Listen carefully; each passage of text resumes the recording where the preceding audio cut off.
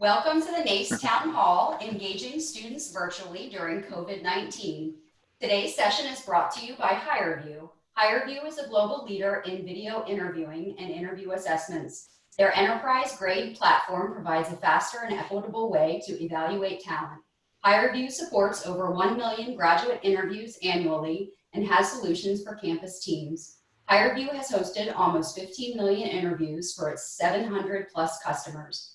It is my pleasure to turn the session over to today's moderator and NACE Executive Director, Sean Vanderzeel. Well, hello, everyone, and welcome to our town hall. It's so great to have all of you here with us, and we're expecting a pretty full Zoom session today, and we know that this is a topic that you all are very interested in hearing more about, particularly since we have been thrust into an environment where virtual has transitioned from a nice to have to a need to have. And as we've transitioned to this, I know you have a lot of questions and our panelists have a lot of answers. And there are some questions that they're still sorting through too. And we are going to go through many issues with you today. I want to give you just kind of an order of agenda. Basically what we're going to do is I'm going to go through some recent results from a quick poll that we've done that are relevant to this particular session. We'll transition into working with our panelists, and I will start by asking our panelists a couple of questions to get the dialogue started. I will expect that that'll last about 20 minutes or so. And then what we will do is to move over to your questions. And so you can enter those questions in one of two places, either into the Zoom chat, and we'll try to keep track of those, and or through the Q&A. So you can flag those in either place as we go through. And again, that will be about 20 minutes or so into our session that we will do so. So let me get started by giving you some statistics from our quick poll. We launched a couple different quick polls. We ended one that we did in March. Hopefully you all successfully received those results or saw them on the NACE Web website. We've launched a second quick poll series, and that started last week on April the 1st, and we're compiling the results as they come in, and so they're going to change over time, but thought that we would let you know where we are to date on the questions that particularly might be interested to you with the topic we're discussing today around virtual. So far we've had 453 college members answer our survey, and of those 453 college members, the question was asked, and I think this one's not going to surprise you at all. They were asked, is your office currently interacting with students? And the answer to that for yes, but only virtually, was 98.4%. So everyone has moved to virtual. Then another one of the questions related to our topic today is, do you expect to facilitate recruiting interviews for employers? If so, how? So this is kind of like on an ongoing basis, go forward basis. And 28.4%, almost 28.5% right now said yes, using virtual platforms for those interviews. 42.5% have said yes, both on campus and through a virtual platform. So meaning that there were the smallest percentage of respondees had responded that it would be through university assigned interview rooms. So that's on a go forward basis, of course, once recruiting gets started up again. So that's very interesting insight that everybody is thinking about transitioning to, or will be required to in some cases, be in the virtual environment. Now related to employers, we've had 225 employers respond to our survey. So that of those 225 employers, we asked them about maintaining their internship program and what they were going to do with it. And of those who are maintaining their internship program, 35%, almost 36% of the respondents so far have said they're moving their internship program to virtual. That's a significant number. The other one that would be a telltale here is that there are about 29%, almost 30% of the respondents said that they haven't made any changes yet. There are a lot of folks, as we know, who are still undecided and are trying to figure all of this out. And so we'll be keeping an eye to see how this poll changes through time with that. And then the last one from the employer perspective, relevant to today's panel, is do you expect your firm will increase its recruiting through virtual this fall, virtual means? The answer to that was 41% said yes. And 52% said they don't know. So again, there's a likelihood that these numbers could change pretty significantly based upon how the world changed, how the circumstances change, and what you all do in terms of the university environment and what those operating environments look like come the fall. So with that as a basis for our conversation today, I'd love to move on over to some questions to get us started. And again, the way we will work this is I will ask a few questions of the panelists, and then we will, about 20 minutes into this, turn it over to you all who are listening in with us so that you can ask some questions through our chat and Q&A features. So I'd like to start with Kate from a college perspective. Just understand from you what programs you have transitioned to virtual in this environment, knowing that you may have been a traditional campus doing most things face-to-face in person. And how have you transitioned? What have you transitioned? What are the kinds of services that have been moved over? And if you can talk to us about some of those successes. Sure. Well, probably like 99% of you out there, we have transitioned our services online, and pretty much everything we offered in the office, we now offer online. So that includes individual coaching appointments, drop-in hours, workshops, employer information sessions. You know, pretty much everything that we can do in our office, we're doing online. What we have discovered is, and I encourage you to follow this, is that it really pays to experiment and even try things that maybe didn't work on your campus, because we have found that ideas that we had that didn't work so well actually work better in an online environment. So one example of that is a coaching package. We have a coaching package called Career Compass. It was named by one of my staff. And basically it involves an initial phone call with the student, and then we design a 3 to 5 week series of sessions once a week, and those sessions are individually chosen depending on what the student needs. So it might be career development, it might be resumes, social media, networking, you know, anything that you would normally run, but we design it for the student. We found that generally when students are on campus, they weren't that interested in participating in a once a week sort of forced interaction with our office. But I guess because they're home, maybe their schedules are a little different, they seem to like that structure. They seem to like knowing that every week they're going to have this contact with their coach, and we can give them assignments in between. So that's actually worked pretty well. And it can be scaled to large groups. If we discover we get too many students who want to do this, then we'll start doing it as Zoom appointments and Zoom meetings where more students can attend. Another thing we did is there's a program we've had for a couple years called Crafting Your Summer Experience. And this was originally designed for our first year students who were frustrated because they couldn't get that prestigious internship that, as we all know, pretty much goes to juniors.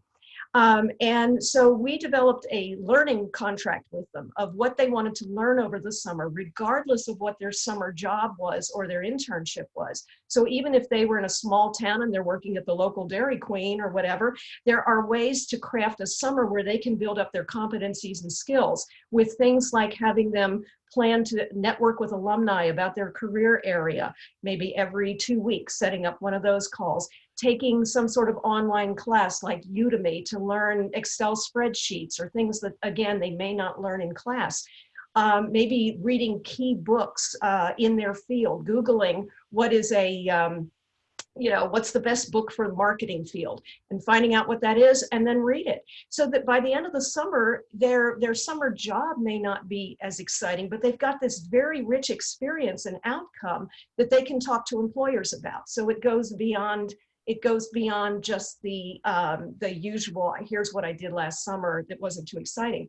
I think also what we're focusing on is the key messages that we're giving to students. And that includes things like focus on your classes. It's important that you graduate. It's important that you finish the semester. So don't lose sight of that. You're going to have to adapt to whatever's going on, control what you can control, use our services as much as possible, dig into our websites, all of that. Use this time to develop your plans and be flexible, be ready to go with plan B, C, or D. And then the one thing I really want to stress is self-compassion. The importance of journaling, meditating, whatever you need to do to feel better in this process. And try to avoid the newspaper headlines. They're clickbait. They're designed to terrorize us. So when you see those articles that say, no jobs ever again, it's time to remember that the article itself probably isn't saying that, and to not scare yourself around that. And with that, I'm going to turn it back, Sean. Thank you. Great. Thank you so much. That was really helpful, Kate. And a couple of just real quick questions, clarifications on one of the things that I had said earlier. We had 225 employers responding to our survey so far, and I hope many more of our employers will keep responding. The survey is still open, as well as colleges. So if you have that in your inbox, please respond to that. It's vitally important for your peers to hear what you're doing. The employers that are recruiting, what they're saying is that 41% are saying that they will be increasing the amount of virtual that they do come the fall. And 52% right now are saying they're not sure. They haven't decided quite yet. So that means that there's a lot of work still to do to determine what's going to happen. But what we do know is that 41% said that they are going to be increasing that virtual. There's also been a question around the conference, just real quick, for Minneapolis. We have not made a determination yet on what will happen with that conference. We will over the next week to 2 weeks, and we will keep you informed as those decisions are made. There are a number of factors that will go into that, but we will certainly keep you updated. I'd like to turn back over to Chris, that same question that I had asked Kate, in terms of what have you transitioned, what are you working on, what programs and services are happening from an employer perspective, from your perspective, Chris. Absolutely, thanks, Sean. And I think for a lot of companies, including mine, depending on the size and the industry that we're in, we're still shifting. Obviously, there's a lot of considerations related to ensuring that we can maintain our employee base, taking into account economic conditions and whether or not we can even keep all of our facilities open. I think that's true for a lot of companies right now. So when it comes to the university recruiting program and the internship program, where that's still top of mind for many companies, I think your survey, or the NACE survey, really kind of indicates that a lot of companies are still in the process of making some decisions going forward. So what I've been seeing, at least, is first and foremost from an internship perspective, that seems to be top of mind for most companies at this point. The internship program obviously represents a really robust pipeline for future employees and a very vital pipeline. And oftentimes we've learned in the past that when we forgo that, we have to make up a lot of ground when we do come around on the other side. So a lot of companies are really working through that piece right now, but most of the companies, at least that I've spoken to, have been able to flex fairly quickly to moving some of the development programs that are part of that internship program into the virtual space. If you have multiple locations, you may have already been doing that as well. One of the other things that is really crucial for a lot of companies right now is the Homeland Security Department has relaxed the I-9 form, so your day one and your onboarding has become a little bit easier, and they're moving a lot of that to a virtual environment with the notion that you can ship laptops and ship equipment and maintain contact via email, via SharePoint, via whatever the internal organization has for communication. Some of the other efforts I know that we're doing is we immediately had to shift to a virtual interviewing platform. And, you know, many companies have already moved to, or some companies have moved to the platform that's sponsoring this event, HireVue. And then there's other companies that haven't had some of that technology in place. So we're all discovering the best way to use Zoom. And, you know, given some of the security challenges over the last couple of weeks, some companies have had to really work through how to leverage Zoom appropriately while maintaining internal security. Some companies have moved to FaceTime and other online tools, or mobile tools, to really allow for that one-on-one interview to still take place in a virtual capacity. I've also seen a lot of efforts around information coming from many of the schools, probably most that are represented on this call. You guys are moving quickly to implement virtual career fairs. Many of you are using some of the same tools like Zoom and others. So companies are kind of shifting dramatically to how do we start to ensure that we can have a robust, transparent, and meaningful personal engagement on the virtual platforms. So I think there's a lot of shifting from that perspective as well. And then additionally, we're using different communication tools. GroupMe is becoming very popular amongst our interns. And then we're continuing a lot of our Keep Warm activities, many of which were virtual to begin with. And then good old-fashioned communications over the phone.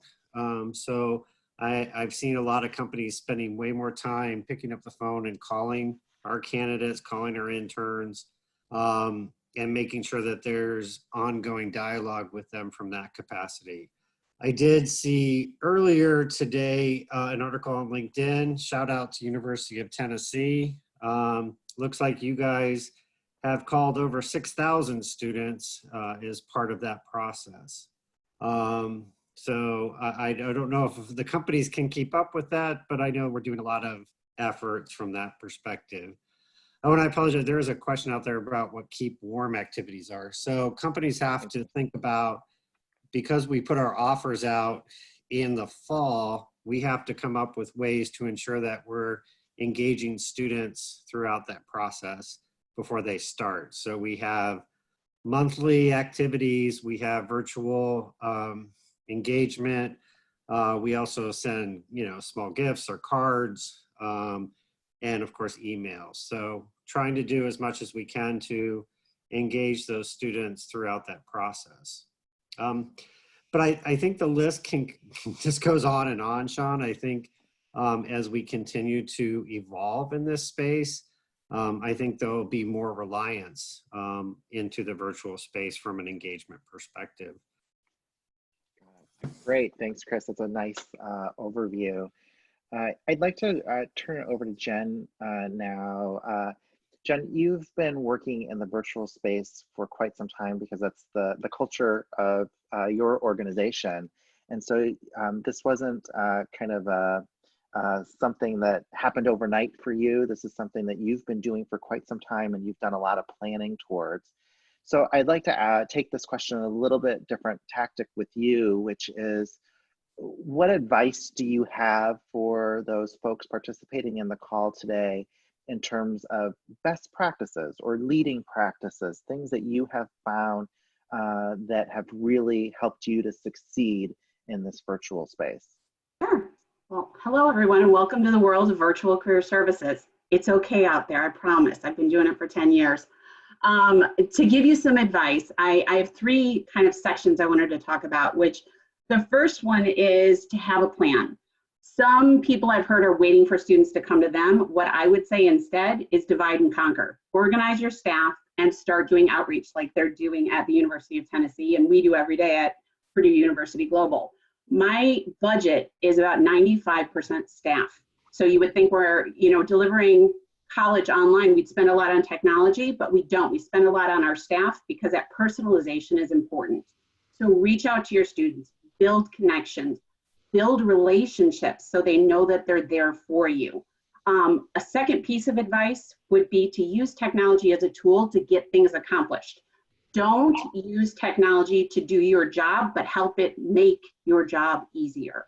So what I mean by that is some of you are asking about virtual career fairs. We don't participate in a lot of the bigger vendor career fairs because we got feedback from our employer partners that they didn't want to spend all day in a virtual career fair, which is understandable because time is money. So instead what we do is we use, and we've used a few different platforms, but we host an employer to come visit with us for an hour. And it's basically an online information session. And we try to record them when we can so that we have it as research for future students. So the employer will come in and present for about a half hour on their culture, how to apply, what the job process is like, how you can stand out, and then we take questions from the students. We also have some questions ready in case they're a little quiet, and make sure that there's some interesting information that's shared, but we try to record them so then when we have a discussion with a student where they say, I have an interview with AT&T next week and I'm a little nervous, we can say, you should watch this. We just hosted them 3 weeks ago. They gave a bunch of intel about what they're looking for in candidates. So I think it's really important to use the technology tools that work best for you. I would also inquire with other departments. Maybe other departments like financial aid already have DocuSign. And it might be a way for you to add on some additional licenses with low cost and get some forms completed that you wouldn't necessarily get today, and you don't have to rely on the mail. So think about things like that. We also have a career services site where our students can ask questions in real time, and our staff is staffed to kind of keep an eye on it as they're doing their day job and answer questions, not just to that student, but to the lurkers that are reading. And there's an article on it on the NACE website. We can share it with you. But basically we write so that anybody reading it can benefit from it, because our students are working adults and typically they don't have a lot of time to spend on their search. So they might be looking at midnight and they might need an answer right away, and they might be able to scan through previous answers to get what they need. So it's really important to come up with different methods. Just don't answer questions like, that's a great question, let's have an appointment Thursday to talk about it. Have others benefit from your wisdom. And what has actually happened is through this platform where students just ask questions, they've actually started helping each other with advice. And we've had a student say, I just moved to Columbus. Does anybody work at XYZ hospital? And we've actually had students say, yeah, I work there. And the HR person's name is this. You should contact them and say, I sent you. So it builds a community of career support, which is really beneficial, especially in today's times. And then the third thing I want to make sure is clear to everyone is relationships really matter. The relationships you have with your staff, how your staff is dealing with your students. Use video when you can, but some students are going to be a little afraid of it. So ask what their comfort level is. Ask if they want to have a phone call, or they want to connect via email, or they want to have it. For us, it's a Google Hangout. And so sometimes we might say, hold up the clothes you're going to wear in your interview, for a little wondering what they're going to wear. And we might say, no, you're not going to wear that. Let's have another discussion. But other times it might be somebody who already is at a VP level who just wants us to have a quick email interaction, customized depending on your students' needs, and make sure your staff is having meaningful discussions with your students. So students are looking forward to that discussion with career services. They want to partner with you. They want to share their victories with you. It'll make a big difference in their lives. So I think that's a lot. Jen, one of the questions that's coming in for you is related to the platform that you use for the Q&A chat sessions. I hate to say it, but we built our own. But I'm sure, here's what I did when I started. I became very good friends with some IT people and said, hey, can we build something like this? And they were able to build that piece for a little bit of a lower cost. Now we have some other stuff out there that's a little more pricey, but at the same time, it's just a river. And basically it's like the community on the NACE site where people just ask questions and answer in real time. And we have staff that man that from 8 to 8. during the week, and then our staff is exempt, so they also keep an eye on it on the weekends, but they're not like stuck at their desk. They're just checking in occasionally. So, and then just to give information, I saw a couple of questions. We've used Adobe Connect before in the past to host those employer spotlights, those info sessions. Currently we use Bongo, which is part of D2L, but you could use Zoom, you could use Hangouts if you had to. What I would suggest is what we're doing today in Zoom is mute your participants for right now and just let your employer speak, and then gather questions and answer them, just so you don't have a lot of background noise. That could be disturbing, but happy to help. Thank you so much. Really, really practical advice. We really appreciate that, Jen. I'm gonna move over for a question for Cheryl, because we've been getting a lot of questions, particularly around engagement. There have been questions around, how are you engaging? Have you seen drop-offs? What about seniors? Have you done anything extra for them, et cetera? And Cheryl, I know you've had some real successes here over the last few weeks. And I think it would be great if you could talk through kind of your methodology and what you've been doing, what tools, et cetera, how you've been engaging your students and what the results are that you've been seeing. Sure, absolutely. So, in the words of our beloved Maya Angelou, nothing will work unless you do. So almost immediately, we started to look at a strategy for our students, because we realized that they were hurting, they were afraid, they were anxious. And we're looking at, I've read a couple articles in regards to Gen Z, and that's exactly the population that we are working with and what's coming up for them as far as the economy is concerned, and what the recession will probably look like. So they are anxious about what's for them, and rightfully so. So the first week, our goal was to craft a strategy plan. And I know that has been mentioned already, Jennifer. That was a great point, because it's exactly the first thing that we did. And that plan needed objectives. We needed to know what their needs were, how to meet those needs, and how we were going to succeed, how we were going to measure succeeding at those needs. So the first thing we did was conduct a focus group with students of all class years. They were a group of our peer educators. So they were already in our office when we were on campus quite a bit, and we're very familiar with the Office of Personal Career Development, the OPCD. If I refer to the OPCD, that's what I'm speaking of. So the purpose of that focus group was to hear from the students on what they needed in order to prepare for this new uncertainty. The focus group was led by Heidi Robinson, who's the Assistant Vice President of Career Education and Training. It was a group roughly of about 9 students. And so we listened to them and reached out and asked about what are they hearing? What are they hearing from their peers? And it sort of confirmed that we were on the right track and moving forward and satisfying their needs and what they needed. Because it's one thing to sit and think about, oh, the students need this, that, and the other, but it's another thing to hear from them on what it is that they are anxious about and what it is that they need. So there were 2 different sessions for that focus group. And there were pre-planned questions, but we allowed the focus group to go with organic conversations. And some of the feedback we got from the students were, and I quote, "I feel gutted. I feel like I've been opened up and I don't know what's going to happen to me next. I feel alone."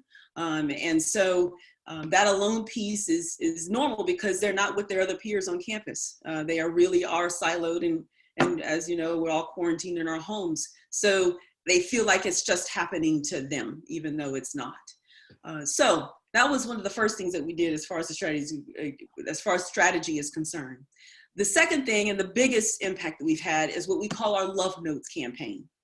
Our Love Notes, and this goes along the lines of what Jennifer was relating to as well, and as far as personal outreach. The Love Note campaign is just a good old-fashioned email personally sent to students. And we began with seniors, and we moved to juniors almost simultaneously due to internships and jobs and deadlines reaching those. But that first wave was just to simply say, hey, we are here for you.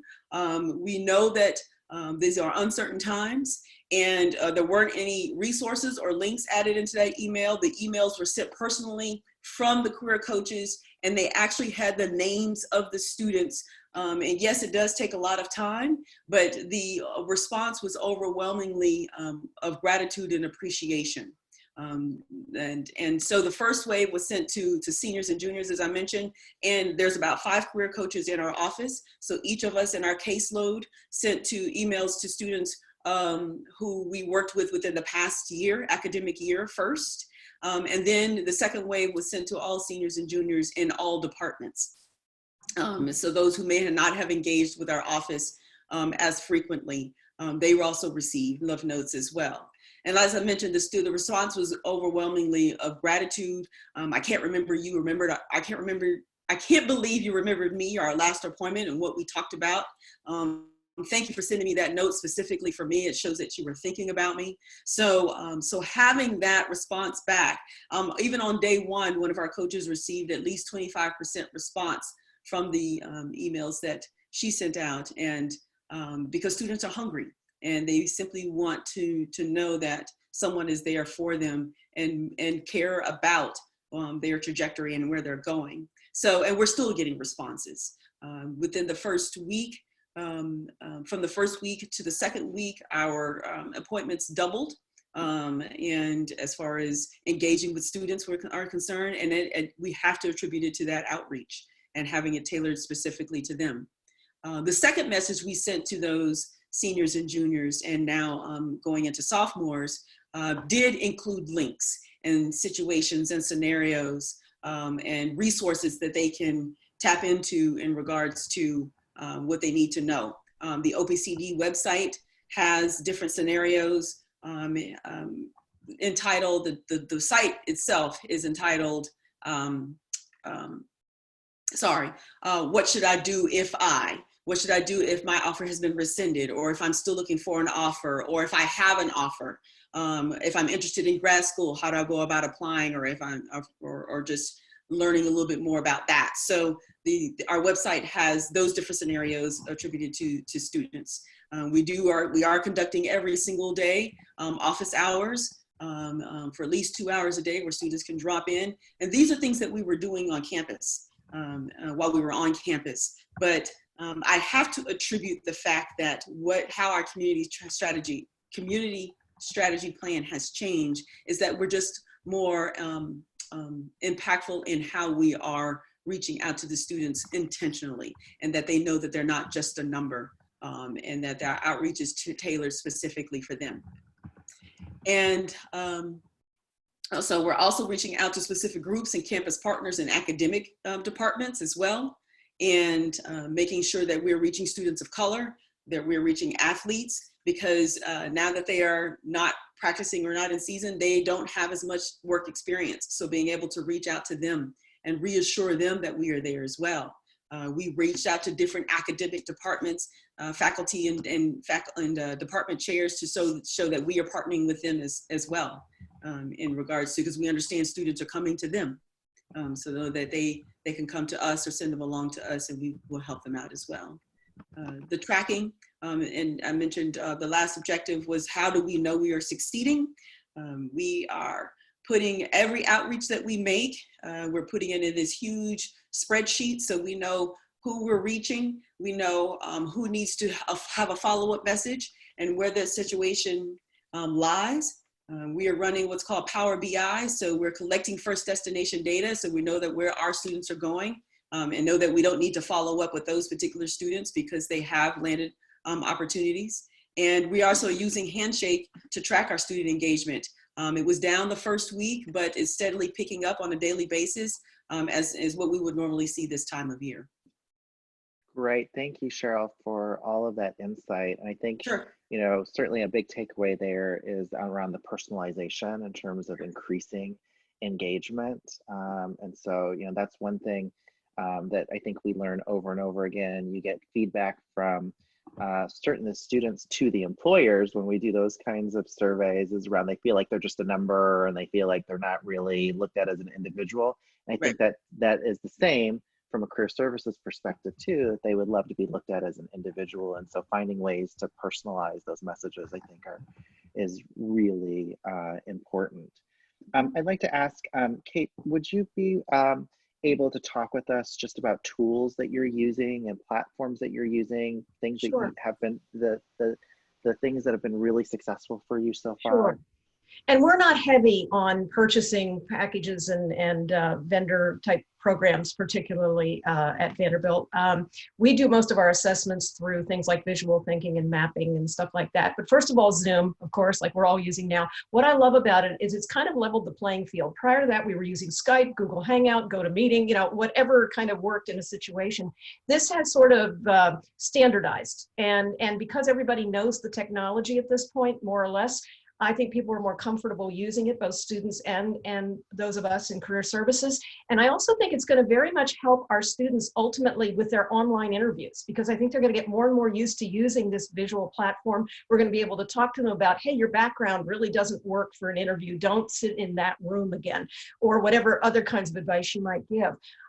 We did purchase just before this all happened, we purchased a bunch of copies of Career Leader, which is at the college level, not the MBA level, but the college level one, which focuses on business careers, helps students decide what type of business they might want to, area of business they might want to go into. And we've been running online workshops and the students can take that test online. We use Career Shift a lot. It's got a powerful database for jobs and internships, and it's very easy to search alumni in that. So Career Shift is something we've pushed. The Vault guides we've had for a while. And I think the other thing that's been really successful is we use a product called Emma, EMMA, and it's for newsletters. And what we like about Emma is you can make really pretty newsletters. You know, they're not just boring text, and you get feedback immediately about how many people clicked on it, how many opened it, which articles did they look at, how much time did they spend. So you get all those analytics, which lets you know that it's useful. And so you get that outcome data. And we have found that there's just so many more hits to our website and to all of these online services than before. So I think in some ways that's been a really good thing. Our students have discovered those products. Yeah, Kate, I think you had mentioned earlier the success with those newsletters. Do you want to tell everybody about the success with that? The differences now versus then? Yeah, I only get this from my marketing person who has indicated that I think we've at least doubled and maybe even more the number of click rates and openings of the newsletters and reading of the articles. So that's really good. And we personalize our newsletters. They're based on different industries. So some of them have jobs and they focus on an industry. We have a diversity and inclusion newsletter. We have a general newsletter that's just a lot of information about the office and programming. So it's just the idea of trying to reach as many audiences as possible with minimum effort. Great, thank you so much. So I would like to just turn over to Chris. Is there anything else that you're seeing from an employer's perspective? You've been talking with a lot of employers recently in various roundtable sessions, particularly around internships, et cetera. Anything else you'd like to share with this group? Yeah, and I think there were some questions floating through chat too during this process around the virtual internship perspective. Like I noted earlier, I think a lot of companies are still trying to figure out their best way forward on that front. In a recent roundtable, a NACE roundtable that we had, one employer was sharing that she has international students that are supposed to come to New York City for an internship program this summer. And they're really struggling because obviously the work that they do is very proprietary. It requires someone to be on site within the confines of their specific system. And so they weren't sure how to necessarily go about doing that. So I think in many cases, employers still have a lot of questions, not necessarily a lot of answers just yet. In some cases, in one of our community calls that we had, we talked a little bit about, a struggle with some of the manufacturing companies or companies with security clearances. How do you move some of that work into a virtual environment? So companies are still kind of going through that process. But what we did discover is there are some companies out there that have some best-in-class models. So if you look at the State Department, for example, they have a very robust virtual internship that they've had for multiple years. There's also MITRE. MITRE has a program that they've done in the past where they moved their internships into a virtual environment. some of the things to consider in that realm is really making sure, how do you still have the mentorship between the hiring manager and the student? How do you still ensure that you're providing an awareness of your culture? How are you providing that development? A lot of companies are looking at also micro internships. I know that's a big topic right now, and that's another great way to potentially crowdsource smaller projects, maybe a 5-hour to a 40-hour project that you can share with students and have them work on it kind of as a gig. But some companies are looking to transition their entire internship program into that type of environment.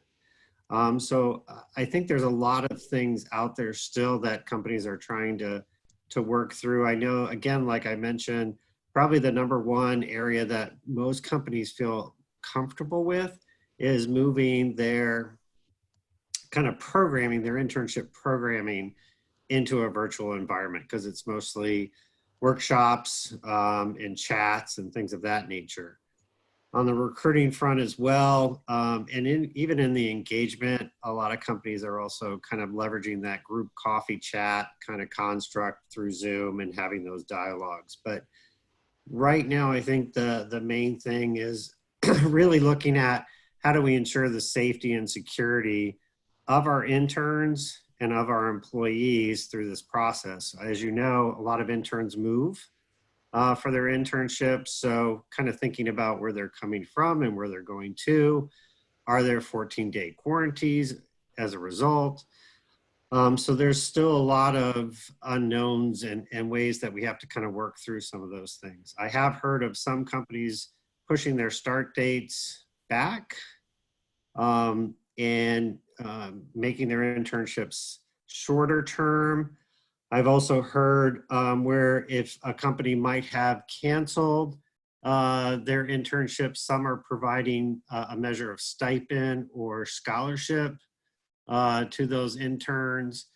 I've also heard where even though the company may not continue with their internship per se, they're still offering virtual workshops and engagement sessions with those students, just so they don't lose touch with them.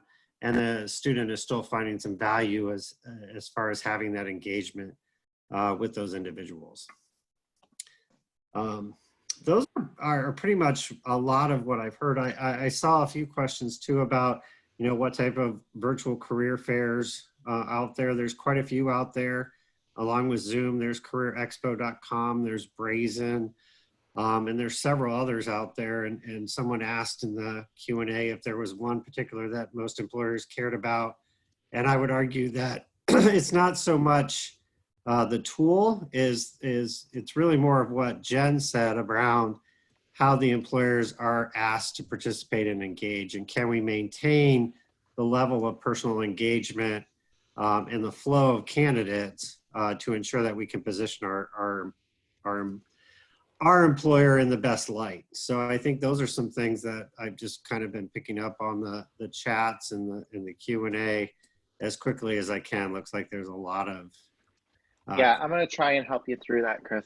Let's see here. And I would encourage folks to take a look through the chat and Q&A. I really appreciate that folks are helping each other, and that's really what this is about. And people are giving some great ideas and suggestions along the way. I did want to reference, there have been a lot of questions about the quick poll that was done and the results that I reported. Those are located on the most recent ones from April 3rd, which the numbers are going to vary from what I've given you. Because I've given you the most up to date as of today. We haven't published those yet. So we're publishing the results from our latest quick poll every single Friday. You will see those up on the NACE website. We, unfortunately, because this is a quick poll, we don't have drill down information on what percent are community colleges, what percent are four-year schools, what percent are overseas employers, as an example. These are all in the aggregate only because it is a quick poll as opposed to an in-depth research study that we're conducting right now. There were questions early on. There were quite a few around international students. And I'm wondering if any of our panelists have had any influence with international students, if you're working with international students virtually, if you're doing something different with them. Is there any experience here on our panel?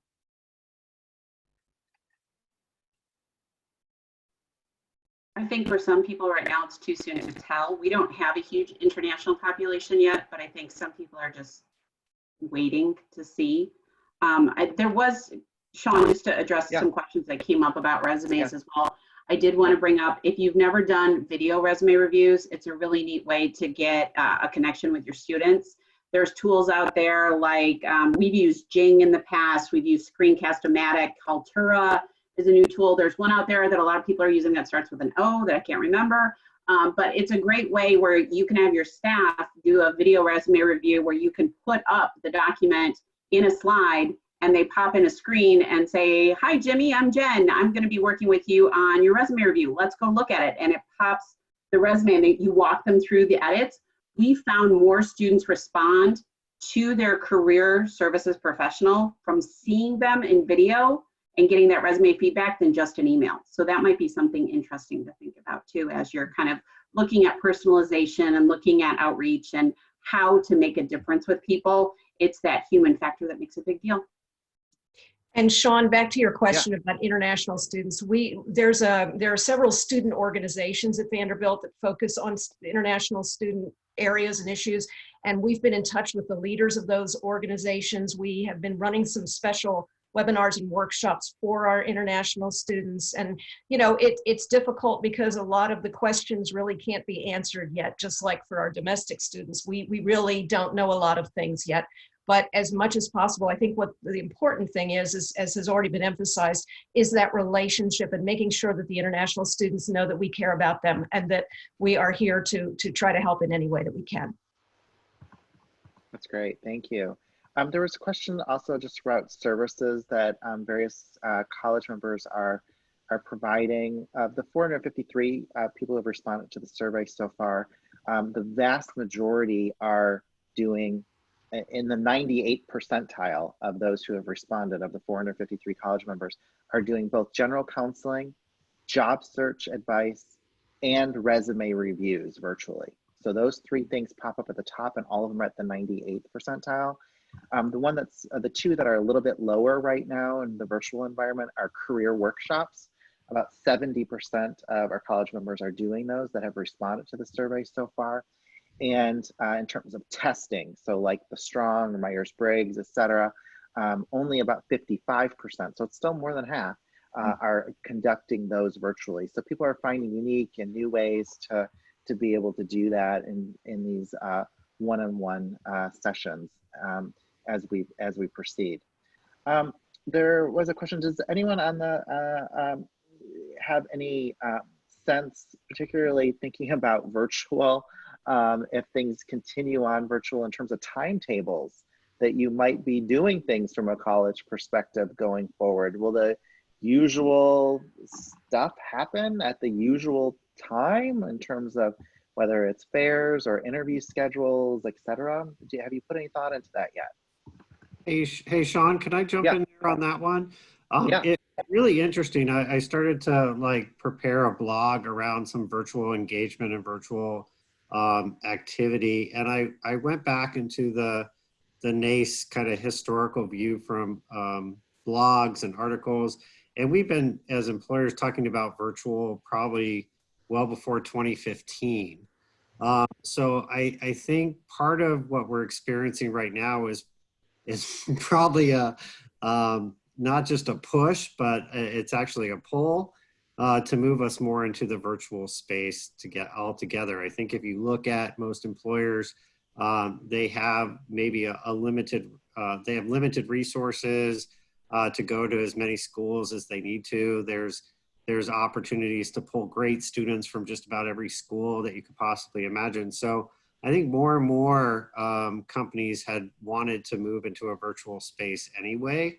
And this might be the impetus to kind of push everyone there. I think part of what was holding us back was perceptions around that the students had, that it wasn't a personalized experience and they wanted to know more about the company and things of that nature. So I think what we're finding is a real opportunity to move forward in really figuring out how to personalize the virtual space more and more, while at the same time, just to answer your question more specifically, I know a lot of companies have already started to plan for a virtual fall.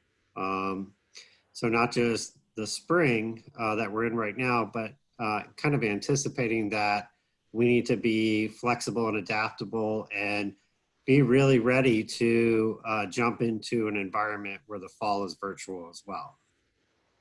Great. Anyone else on this particular one? I just think we're learning from this platform, and going virtual. And I think the more we learn, the more we'll be able to integrate it back in when we're back on campus. We may find that virtual still is appealing for some of our students more than the on-campus experience. And so I think we bow to the students. Whatever they seem to say they're enjoying and want to use, that's what we'll use. Right. For those of you, oh yeah, John, sorry. Sean, I was just going to say there's some questions as well about First Destination. There is a town hall next week on Tuesday about First Destination specifically. So I just wanted to put that out there for people. And I also wanted to suggest, some of you guys have mentioned, what about people who can't afford, the cost of things when it comes to internships and not getting them? You also might want to connect very closely with your financial aid department and see who's eligible for federal work study. Sometimes you can do field related work in federal work study. So there might be opportunities there that might be in their local environments that they might be able to take advantage of if they're still enrolled over the summer. So that might be another avenue for people to check out. Right. There have been quite a few questions around virtual drop-ins. Are you doing them, and how are you logistically handling that? Like, how does that occur? How does that happen? How are you managing it? Do you have experience with that? So if you don't mind me, we have virtual drop-ins every day of the week, typically in the evening, where students are maybe done with their online classes. And so each of our career coaches take on a specific day, and we have the same Zoom link that's set up and sent out to all the students. And so they're able to drop in during those drop-in hours and meet with a career coach at that point in time. And if they need to meet further, we certainly can set up a time for them. But it's been effective in that sense. The other thing that I'm doing as well, that we're doing on campus, is with the Intercultural Center, or that largely meets with students of color. When we were on campus, I was doing what was called the Coaches In. And I would go and set up in the Intercultural Center and meet with students. And so I've got drop-in hours that's called the Coaches Still In. And so there are times where I will set up, and those particular students will know to come in and drop in as well during that time. And we utilize the breakout rooms as well if necessary. Great, good. Is anyone using, there were questions earlier too, there are quite a few around texting. I don't know if any of you are using texting as a part of your services. Or Chris, if you've had experience from the employer perspective. Yeah, we actually have a texting tool that we use. We use it for a variety of reasons. Mainly we use it to alert our candidates that we have sent them potentially an email, or there's an upcoming date that they should be mindful of. It's more from a reminder perspective because it does mass texting. And so it's hard to have ongoing dialogue from a texting perspective, but we do it also to reach out to candidates initially. So all the career services, please, please, please make sure your candidates are updating their information in your campus systems. Yep. Many of us are still recruiting.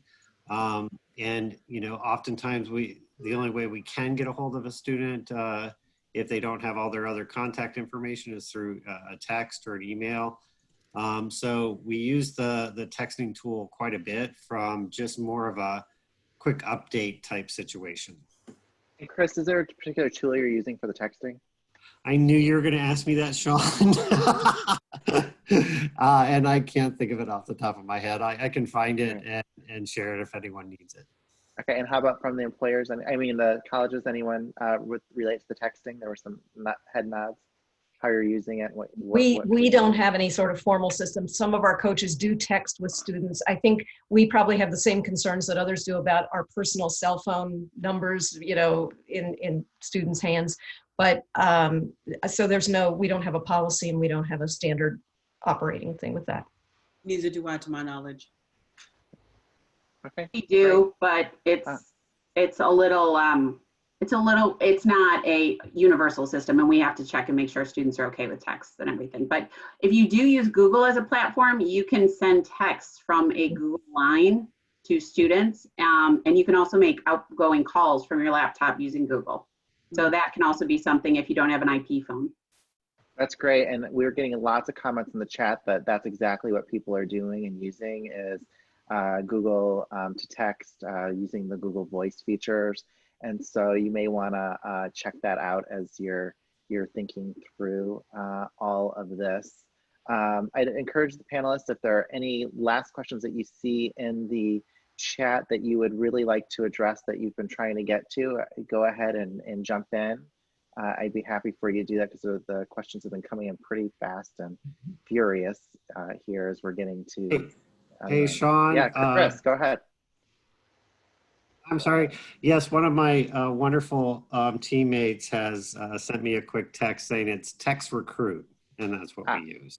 Okay, awesome. There was another question around the in those who are keeping interns on finding remote work instead. Just to reiterate the survey results from earlier, I think it was close to 35% of our 35% are planning to move. Those 225 employers that have responded to our survey so far are moving to virtual programs.